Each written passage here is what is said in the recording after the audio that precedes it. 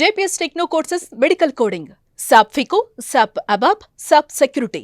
For contact. First big boss కి select అయిన voice కూడా మీదే కదా? అవును. రోషన్. చెప్పండి బిగ్ బాస్. బిగ్ బాస్ మీకు స్వాగతం తెలియజేస్తున్నాను. Thank you. మెగాస్టార్ చిరంజీవి గారిని ఎస్, ఎప్పుడు కలిశారు, ఎలా కలిశారు? I think 2 years back big boss, Sye Raa Narasimha Reddy release తర్వాత.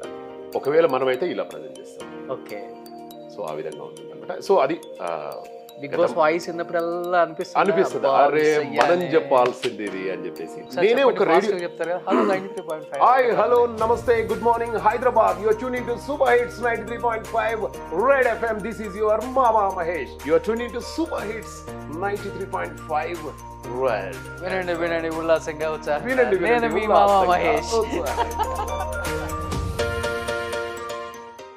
మా టీవీతో చాలా అనుబంధం ఉంది మీకు. బట్ మా టీవీకి ఫస్ట్ బిగ్ బాస్ కి సెలెక్ట్ అయిన వాయిస్ కూడా మీదే కదా? అవునండి, అవును. అనివార్య కారణాల వల్ల వెళ్ళలేకపోయాను. యాక్చువల్గా ఏమిందంటే బిగ్ బాస్ సెలెక్షన్స్ జరుగుతున్నాయండి శబ్దాలయ స్టూడియోలో. వెళ్ళిన తర్వాత వాళ్ళు ఇచ్చిన దానికి మీరు ఇచ్చిన వాయిస్ ఏంటి అసలుకి? యాక్చువల్గా నేను చెప్తాను ఈ ప్రాసెస్ ఎలా అయిందన్నది. ఇక్కడ హైదరాబాద్లో ఒక 60 మందిని పిలిచారండి బిగ్ బాస్ వాయిస్కి. నాకు లాస్ట్ మినిట్లో తెలిసింది, నా పప్పు అన్న ఉంటాడు అనమాట శబ్దాలయ స్టూడియో. అరే మహేష్ ఒకసారి ఆఫీస్కి రా అంటే స్టూడియోకి వెళ్ళాను. వెళ్ళిన తర్వాత నాకు ఒక స్క్రిప్ట్ ఏదో ఇచ్చారనమాట. ఆ స్క్రిప్ట్లో నేనేమనుకున్నట్టే ఎన్నో యాడ్స్ చెప్తుంటాం కదా, ఇది ఒక మామూలు యాడ్ అని చెప్పేసి చెప్పానమాట అక్కడికి వెళ్ళిన తర్వాత. కాకుంటే అక్కడ బిగ్ బాస్ అనే వర్డ్ రానివ్వలే వాళ్ళు. బిగ్ బాస్ అనే వర్డ్ రానిస్తే మనకు తెలుస్తుంది కదా బిగ్ బాస్కి ఇస్తున్నాం అని చెప్పేసి. ఒక చిన్న 4 లైన్లు ఏదో ఇచ్చారు. ఆ 4 లైన్లు, రోషన్ ఇప్పటి వరకు మీరు ఎన్నో ఇంటర్వ్యూస్ చేశారు, ఇందులో మీరు చేసినటువంటి అతి చిన్న ఇంటర్వ్యూ ఏంటో బిగ్ బాస్కి చెప్పండి అని చెప్పేసి వచ్చిందండి. ఓకే, అది చెప్పాను వాయిస్. చెప్పిన తర్వాత ఏదో అనుకున్నాను, వెళ్ళిపోయాను. నేను వరంగల్లో ఉన్నాను, సడన్గా కాల్ వచ్చేసింది. వెరీ గుడ్ అండి మహేష్ గారు, ఆండ్రూ అని ఒక అతను ఉన్నాడు అక్కడ, ఆండ్రూ, కంగ్రాచులేషన్స్ అండి మహేష్ గారు, మీ వాయిస్ బిగ్ బాస్కు సెలెక్ట్ అయింది, మీరు హోటల్ గోల్కొండకు వచ్చేయండి అన్నారనమాట. సరే అని చెప్పేసి నేను ఇమీడియట్గా పప్పు అన్న కాల్ చేశాను. అన్నా ఇట్లా బిగ్ బాస్ వాళ్ళు ఏదో కాల్ చేశారన్నా అంటే, వెళ్ళరా మరి అని చెప్పేసి అన్నాడు. వెళ్ళిన తర్వాత మాట్లాడుకున్నాం, అంతా అయిపోయింది. సో మనం ఇంకొక 10 daysలో ఫ్లైట్ ఎక్కాల్సింది. ఆ టైంలో మా ఫాదర్కి స్ట్రోక్ రావడం జరిగిందనమాట. ఓకే, బ్రెయిన్ స్ట్రోక్ వచ్చింది. దాంతో నాకు అసలు ఏం చేయాలో అర్థం కాలేదు. అదే టైంలో రేడియో స్టార్ట్ చేశాను, అదే టైంలో డబ్బింగ్స్, వాయిస్ ఓవర్సు, అదే టైంలో ఒక 7-8 టీవీ ఛానల్స్లో ఫ్రీలాన్స్ వాయిస్ ఓవరు. నాన్నకి పరిస్థితి మళ్ళీ అక్కడ లోనావాలాలో 120 days ఉండాలి, 150 days అంటే ఆల్మోస్ట్ 4 months అక్కడ ఉండాలి. ఇది మన వల్ల అయ్యే కాదు అని చెప్పేసి బాగా ఆలోచించాను నేను. ఆలోచించి, ఎందుకంటే ఇది చాలా గ్రేట్ ఆపర్చునిటీ లైఫ్లో. ఇప్పుడు బిగ్ బాస్కి మనం వాయిస్ ఇవ్వడం అంటే అది మామూలు విషయం కాదు. సో ఈ ఆపర్చునిటీ నేను ఎలా చూస్తే, ఫాదర్ ఇలా కెరీరేమో ఇలా అయిపోయింది, ఇప్పుడే పీక్ స్టేజ్లో ఉంది కెరీరు. మళ్ళీ దట్టు నాకు ఇష్టమైనటువంటి radio, I started my own radio. So Vilas and Venkat మా పార్ట్నర్స్, అందులో రేడియో స్టార్ట్ చేసాము. ఇవంతా ఈ సామ్రాజ్యాన్ని వదిలిపెట్టేసి ఒక 4 నెలలు నేను అక్కడికి పోతే మళ్ళీ వచ్చే వరకు ఈ ఆపర్చునిటీస్ ఉంటావో ఉండవో. సరే, ఈ ఆపర్చునిటీస్ ఎప్పుడూ వస్తూనే ఉంటాయి, నేను క్రియేట్ చేసుకుంటా ఆపర్చునిటీస్. కానీ మా నాన్న ఎట్లా అని బాగా ఆలోచించాను సార్. మా నాన్ననేమో ఏం కాదులే నువ్వు వెళ్ళిపో అంటారు, మా అమ్మనో ఎక్కడనో చిన్న బాధ, నువ్వు వెళ్ళొద్దు వెళ్ళు అని ఎటు చెప్పలేకపోతుంది. లాస్ట్కి ఏం చేయాలో అర్థం కాక ఐఎమ్ రియల్లీ సారీ అండి, ఎండమోల్ వాళ్ళకి చెప్పాను, సార్ నన్ను క్షమించండి, నేను బిగ్ బాస్కి రాలేకపోతున్నాను సార్ అని చెప్పేసి అన్నాను. సో అది నా లైఫ్లో మిస్ అయిన ద గ్రేటెస్ట్ ఆపర్చునిటీ అండి. ఎవరు చెప్తున్నారు బిగ్ బాస్కి? ఇప్పుడు నా మిత్రులే అండి, ఇద్దరు కూడా, ఇద్దరు మిత్రులు చెప్తూ ఉన్నారు. అంటే అఫ్కోర్స్ వాళ్ళ పేరు చెప్పకూడదు, but they are doing very good job అండి యాక్చువల్గా. ఒకసారి మీ వాయిస్తో చెప్పండి. బిగ్ బాస్ ఆల్రెడీ చూశారు కాబట్టి మీరు చెప్తే ఎలా చెప్పుండే వాళ్ళు, అసలు మిమ్మల్ని ఇమాజిన్ చేసుకోండి ఒకసారి, అక్కడ ఇమాజిన్ చేసుకొని చెప్పండి, నేనే చెప్పాను అన్న విధంగా ఎలా చెప్తారు మీరు? సో ఇప్పుడు ఫర్ ఎగ్జాంపుల్ మనమే మాట్లాడుతున్నాం అనుకోండి, ఓకే, మనమే మాట్లాడుతున్నాం అనుకోండి, మీరు నాకు సమాధానం చెప్తూ ఉండాలి, నేను మీతో మాట్లాడుతున్నాను. యా, డెఫినెట్గా చెప్పండి. రోషన్ చెప్పండి బిగ్ బాస్. బిగ్ బాస్ మీకు స్వాగతం తెలియజేస్తున్నాడు. Thank you. ఇప్పటి వరకు మీరు ఎన్నో ఇంటర్వ్యూస్ చేశారు. అవును బిగ్ బాస్. మెగాస్టార్ చిరంజీవి గారిని ఎస్, ఎప్పుడు కలిశారు, ఎలా కలిశారు? I think 2 years back big boss, Sye Raa Narasimha Reddy release తర్వాత. All the best. Thank you big boss. ఒకవేళ మనమైతే ఇలా ప్రజెంట్ చేస్తాం. ఓకే. సో ఆ విధంగా ఉంటుంది అనమాట. సో అది బిగ్ బాస్ వాయిస్ విన్నప్పుడల్లా అనిపిస్తుంది, అబ్బా, అరే miss మనం అయ్యానే. చెప్పాల్సింది ఇది అని చెప్పేసి. బట్ ఎనివే అది కూడా చెప్పేది మన ఫ్రెండే. ఓకే. సో ఇది కాకుంటే ఇంకా వేరే opportunity. So every day is a new day. So ఆ విధంగా అనమాట. సో అలా కెరీర్ స్టార్ట్ అయిపోయింది. సో ఈ యాడ్స్ కాస్త ఏవీస్కి వెళ్ళిపోయినాయి అనమాట. అది కూడా నేను మళ్ళీ స్టార్ మాలోనే ఏవీస్ చెప్పాను. నా ఫస్ట్ అక్కడమ్మా ఇక్కడ నా పేరు సూర్యనా ఏదో ఉండదు అది, అందులో ఫస్ట్ ఏవి చెప్పింది కూడా స్టార్ మాలోనే. ఓకే. అలా ఈ ఏవీస్ చెప్పడము, ఆడియో రిలీజ్ ఫంక్షన్లో నా వాయిస్ నేను చూసుకోవడము.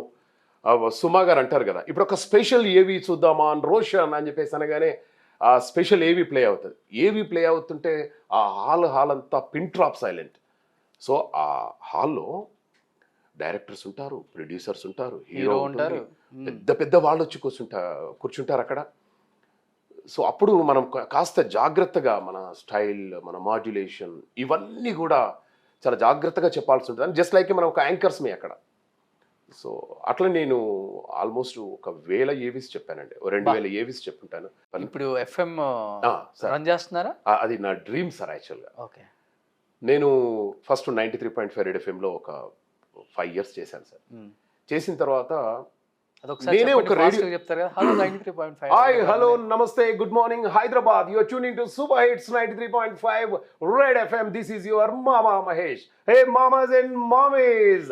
బాగా బలంగా ఉన్న రాముణ్ణి బలరామ్ అంటారు, కానీ బాగా బలహీనంగా ఉన్న రాముణ్ణి ఏమంటారో తెలుసా? నాకు తెలుసు.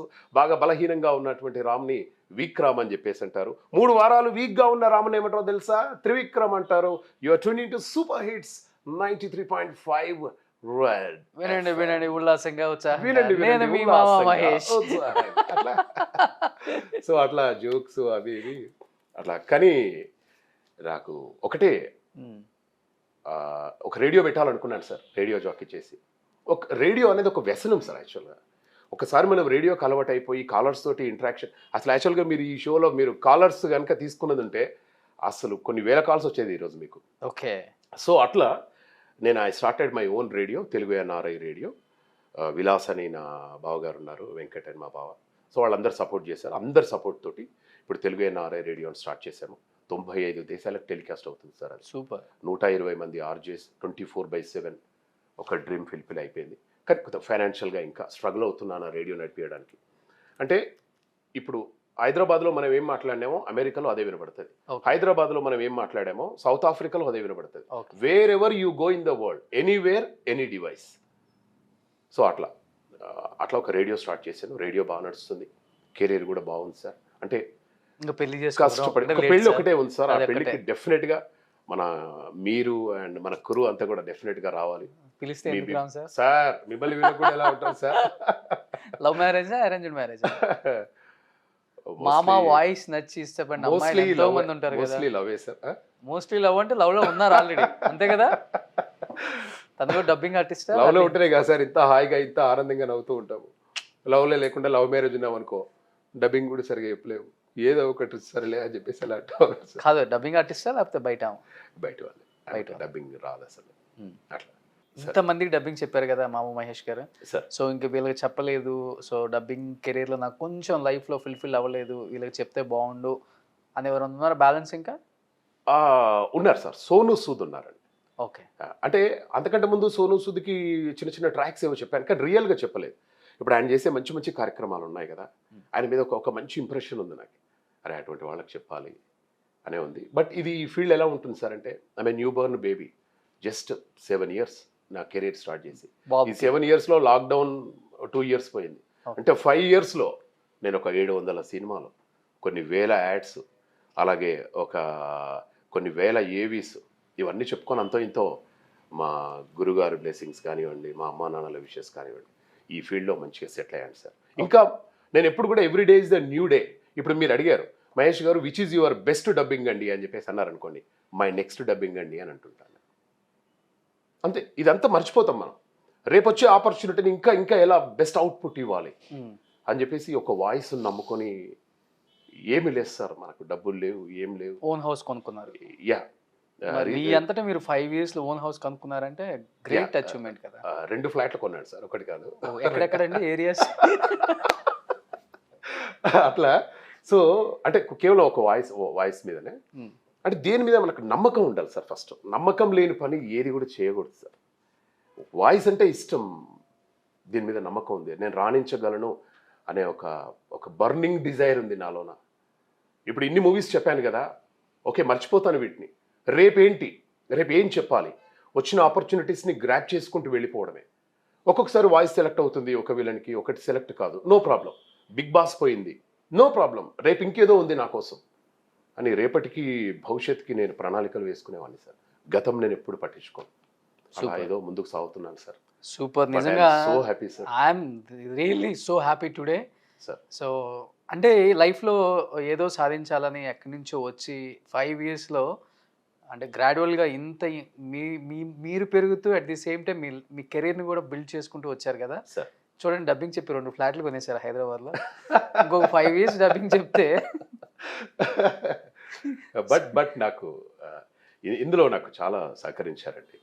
మాకు డబ్బింగ్ ఇన్ఛార్జ్లో నాకు వాయిస్ చెప్పించేవాళ్ళు, పెద్ద పెద్ద మల్టీనేషనల్ కంపెనీస్ వాళ్ళ సపోర్టు, మా అమ్మ నాన్న బ్లెస్సింగ్స్, మా బంధువులు, నా ఫ్రెండ్స్, ఎప్పటికప్పుడు నాకు వాళ్ళందరి కోఆపరేషన్, మీలాంటి వాళ్ళ బ్లెస్సింగ్స్.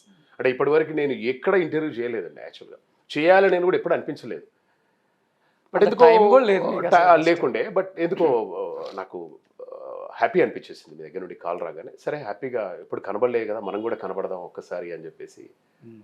సో అది sir. So super sir. So dubbing ఆర్టిస్ట్లకి మీ వాయిసే ఆస్తి, అవునండి, ప్రాపర్టీ, పెద్ద ప్రాపర్టీ ఇదే. ఎసెట్ అంటే ఏమైనా ఉందంటే డబ్బింగ్ ఆర్టిస్ట్లకి. అవునండి అవును. బట్ వాయిస్ను మాత్రం ఇక్కడ నుంచి మిగతాది ఏమన్నా తీసేసుకోండి అండి అన్నట్లుగా ఉంటారు. అంతే. Thank you so much Mama Mahesh గారు. Thank you so much. మీలాంటి డిఫరెంట్ గెస్ట్ని ఆడియన్స్కి చూపించాలన్నదే నచ్చిన ప్రయత్నం. ఇట్లాంటివన్నీ చేస్తూ ఉంటాను అప్పుడప్పుడు. And I'm very happy to see you here. And మీ లైఫ్లో ఇంకా మంచి మంచి ఆర్టిస్టులకు డబ్బింగ్ చెప్పాలి, అట్ ది సేమ్ టైం మీకు ఎంతో ఇష్టమైన సోను సూద్ గారికి కూడా డబ్బింగ్ చెప్పాలి. అండ్ నెక్స్ట్ నేను డబ్బింగ్ చేసేటప్పటికి మీరు సోను సూద్ గారికి డబ్ చేసి ఉండాలి. డెఫినెట్గా ఓకే, డెఫినెట్గా మరిన్ని సక్సెస్ స్టోరీస్ తోటి. ఇంతకుముందే చెప్పాను కదా, మీ బెస్ట్ డబ్బింగ్ ఏంటి అంటే మై నెక్స్ట్ డబ్బింగ్ అని చెప్పేసి. డెఫినెట్గా మరిన్ని సక్సెస్ స్టోరీస్ తోటి మళ్ళీ ఒకసారి కలిసే ప్రయత్నం చేస్తాను. అండ్ అలాగే ఈ అవకాశం నాకు ఇచ్చినటువంటి సుమన్ టీవీ, ఇది మన TV. Thank you so much.